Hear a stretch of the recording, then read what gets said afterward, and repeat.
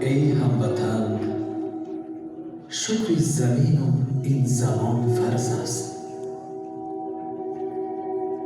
که جان دادن برای مرز و بوم این مکان فرض است. وطن یک تاست، مادر هم ردیف او اگر دانی، به یزدان سجده کردن در وطن هم بیگمان فرض است. در آغوش پرانوارش همیشه دل جوان مانیم.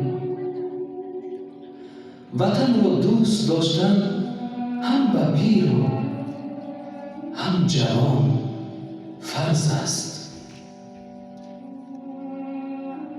وطن از بحر ما گنجینه میراث اجداد است، ورا چون گوهر چشم حفظ کردن هر زمان فرض است.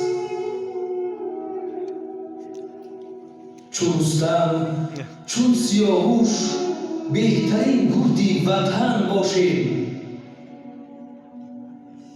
به دشمن حمله آوردن به تیر و با کمان فرض است. وطنداری دلیل بودن ایمان و وجدان است. صداقت بر وطن در اصل خود تا جاویدان فرض است.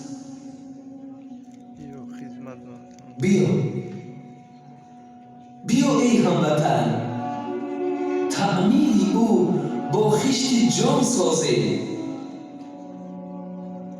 بیا ای هموطن، تعمیر او با خشت جان سازیم. برایش عاشقانه جان سپردن یک جهان فرض است.